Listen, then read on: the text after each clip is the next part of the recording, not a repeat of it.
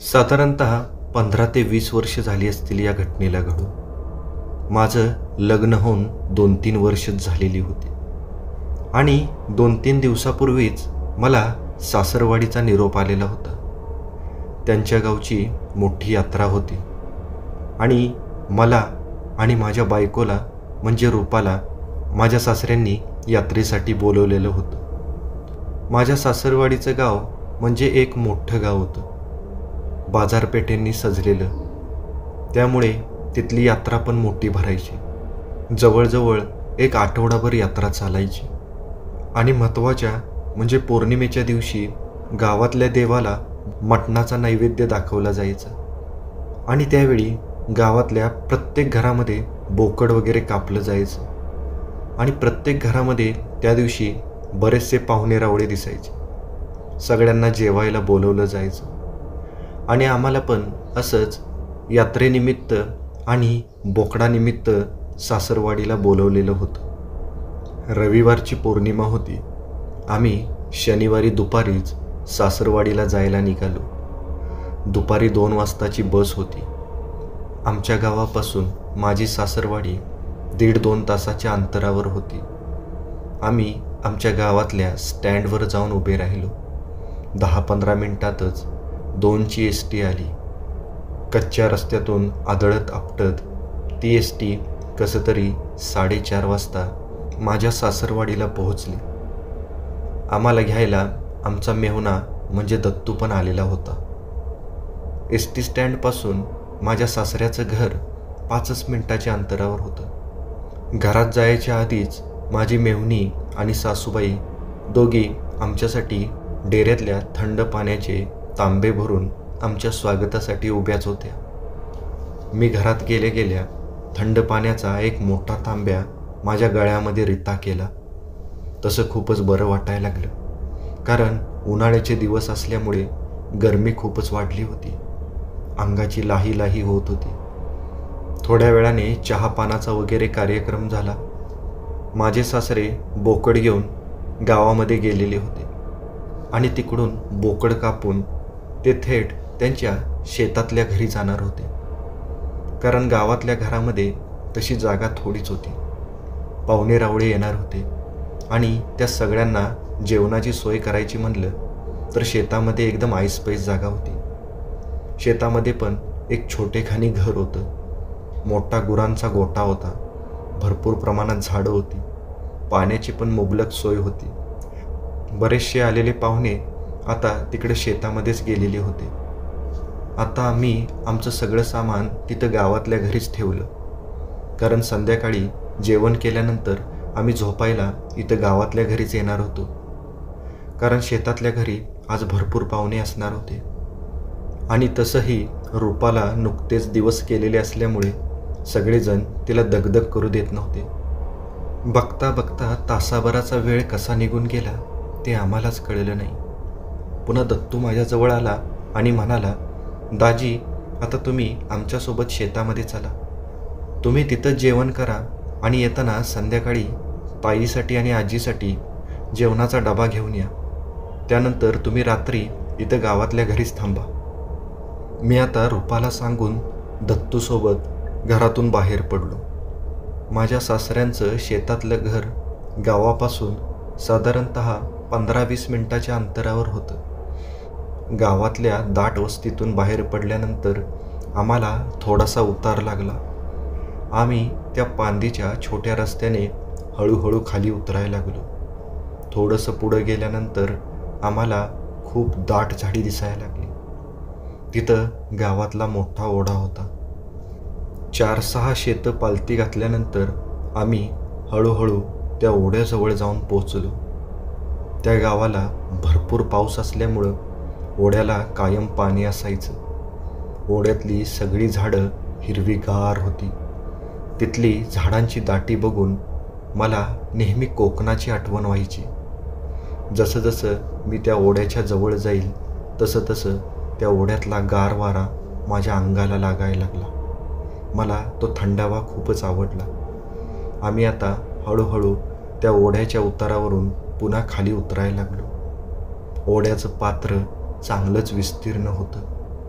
पात्राच्या उताराला छोटी मोठी झुडपं बऱ्याच प्रमाणात होती आणि आम्ही जसं ओढ्याच्या मुख्य पात्राजवळ पोचलो तसं मला धडकीच भरली, कारण ओढ्याच्या बाजूची ती मोठी आंब्याची आणि जांभळीची झाडं मोठमोठे राक्षस उभे राहिल्यासारखी भासायची.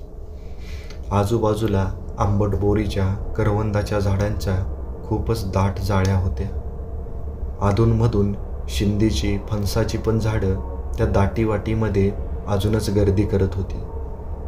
दत्तू त्या ओढ्यातल्या पाऊलवाटेने बरोबर चालत ओढा पार करायला लागला होता. मी दत्तूच्या मागं मागत चालत होतो.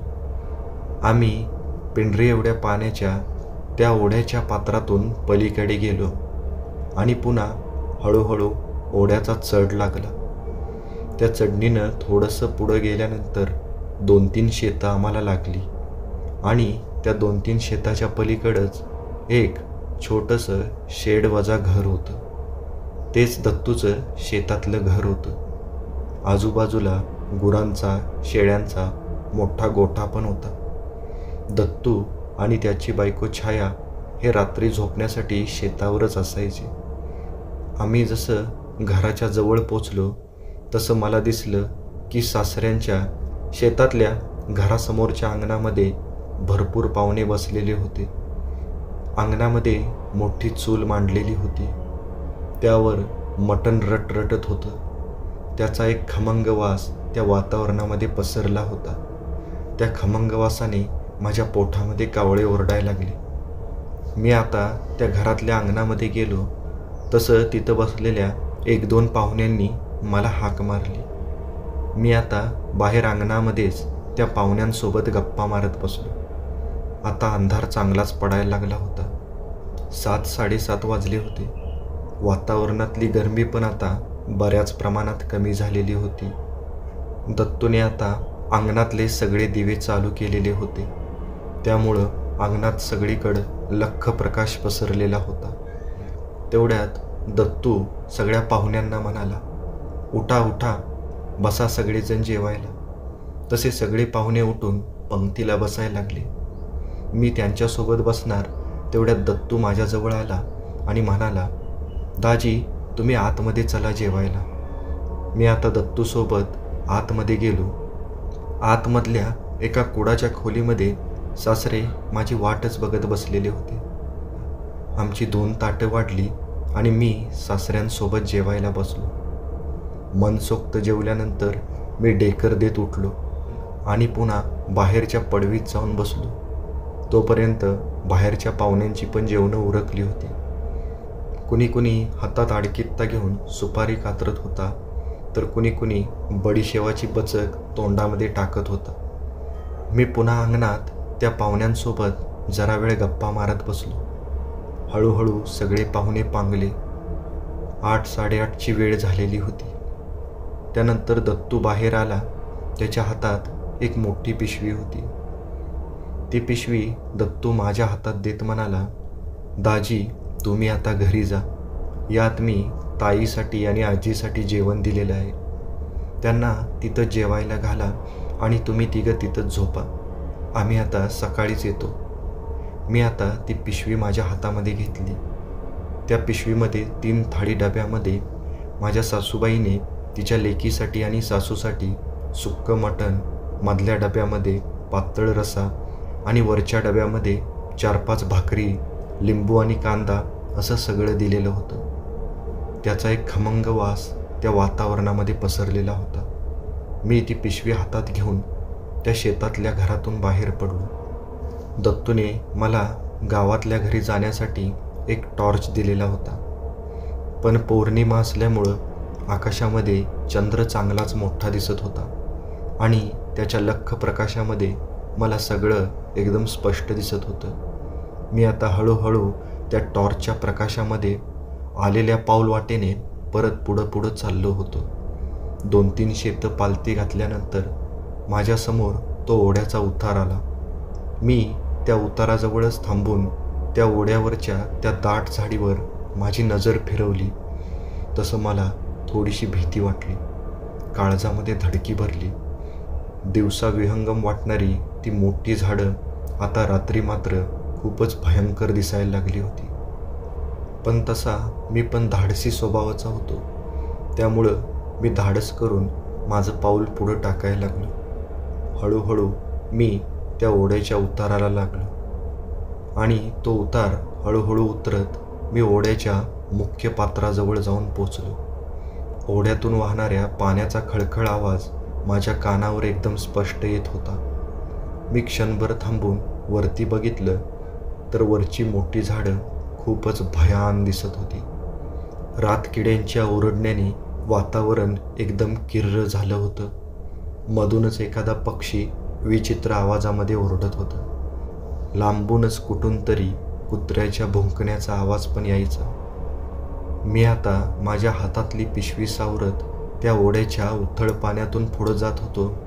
तेवढ्यात मला समोरून कुणीतरी माझ्या दिशेने येतंय असं दिसलं.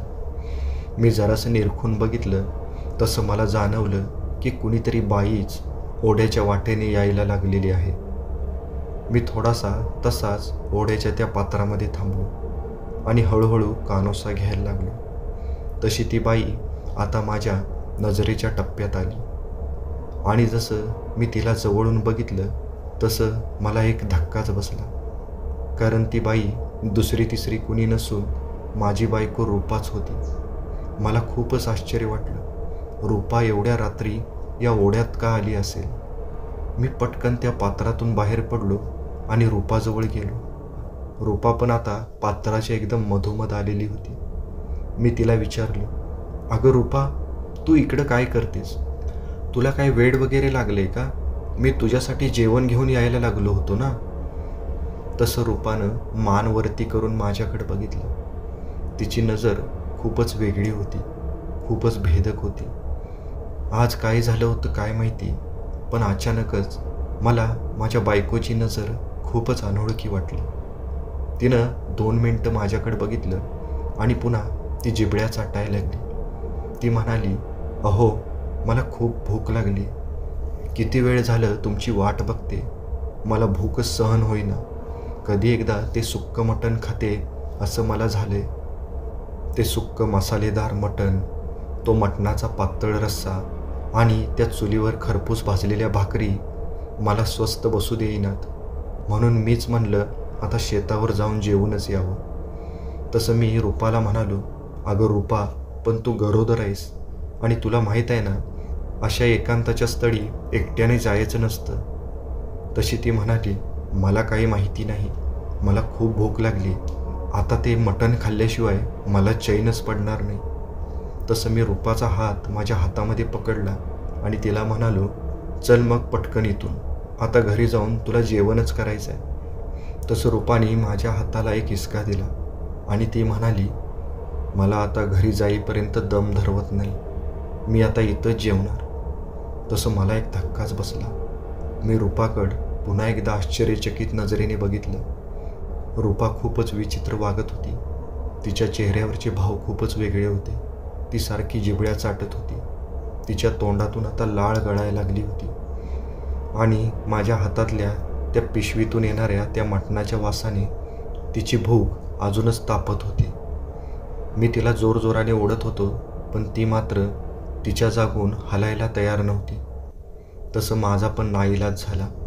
तिनं झटकन इसका देऊन माझ्या हातातली ती वायरची पिशवी ओढून घेतली आणि ती तिथंच खाली मांडी घालून बसली. तिनं त्या पिशवीतला डबा बाहेर काढला आणि त्यातलं एक एक भांडं ती हळूहळू बाजूला मांडायला लागली. सगळे डबे खोलल्यानंतर तिनं एक एक डबा आपल्या हातामध्ये घेऊन आपल्या नाकाजवळ नेत त्याचा वास घेतला आणि तिच्या तोंडातून उद्गार बाहेर पडले, वाह, किती दिवसांनी असं जेवण खायला मिळणार आहे. आज मी मनसोक्त जेवणार. आज मी माझी सगळी भूक शमवणार. असं म्हणून तिनं त्या सुक्या मटणाच्या डब्यातला एक मटणाचा तुकडा आपल्या तोंडामध्ये टाकला आणि ती मिटक्या मारत मारत खायला लागली. पण मी मात्र रूपाचं हे वागणं बघून एकदम अचंबित झालेलो होतो. मी काय बघतोय ते मलाच कळत नव्हतं.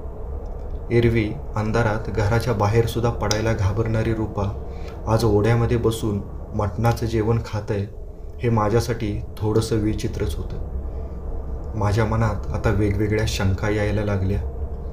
पण माझ्यासमोर आता इथं थांबण्याशिवाय दुसरा पर्यायच नव्हता. कारण रूपाला अशा ठिकाणी एकटीला सोडून जाणं पण शक्य नव्हतं. मी आता रूपापासून जवळच खाली बसलो आणि तिच्याकडे बघायला लागलो. ती आता हळूहळू सगळ्या पदार्थावर ताव मारायला लागली.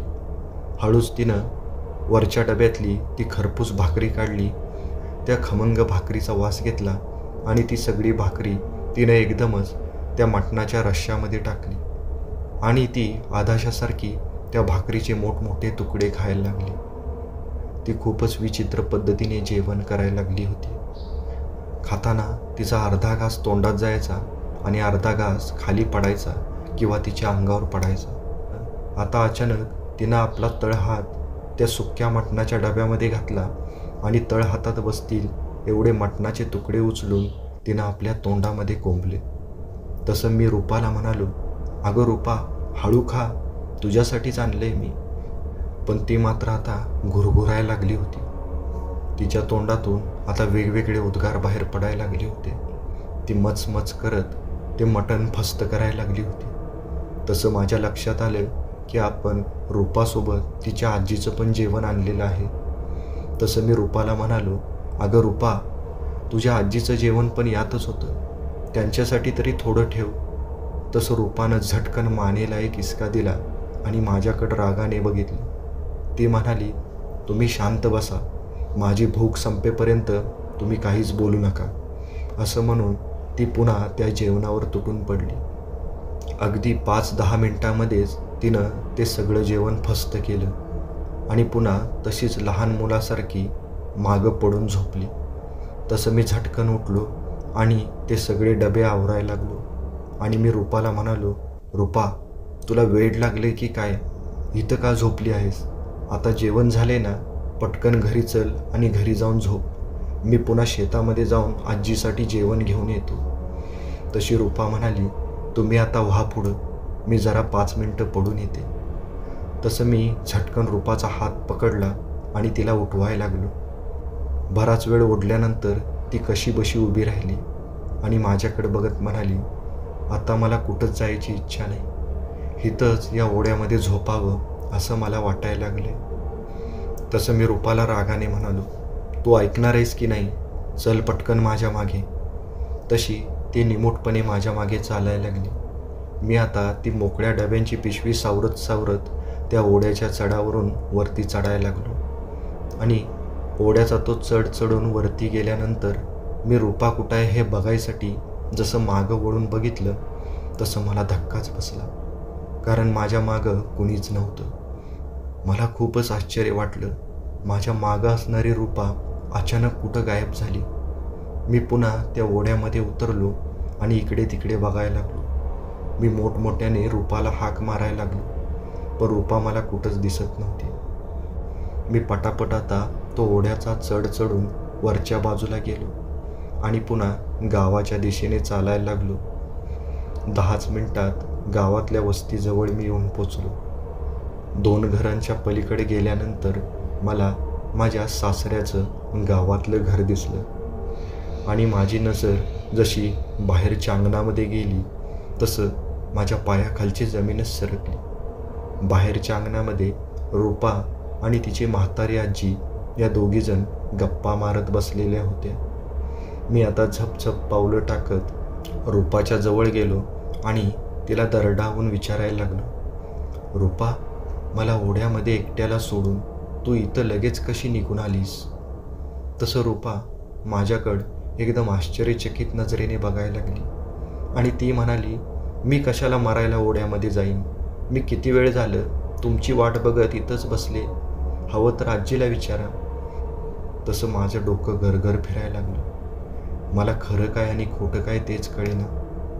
जर रूपा इथंच होती तर ओढ्यामध्ये माझ्या समोर आलेली ती रूपा कोण होती? मी असा विचार करत असतानाच रूपा माझ्याकडे बघत म्हणाली, अहो, तुम्ही जेवण घेऊन आलाय ना, द्या पटकन डबा आम्हाला खूप भूक लागली. मला आता काय बोलावं ते कळेना. मी मटकन खाली बसलो. तशी रूपा उठली आणि मला उठवायला लागली. रूपाने मला खांद्याला पकडून उठवलं आणि ती माझी विचारपूस करायला लागली. माझं शरीर भीतीनं आता एकदम थंडगार पडलं होतं. हातपाय लटलट कापायला लागले होते. तोंडातून शब्दसुद्धा फुटेनासा झाला होता, कारण भीतीने माझी बोबडीच वळली होती. आता रूपाच्या आजी पण मला विचारायला लागल्या.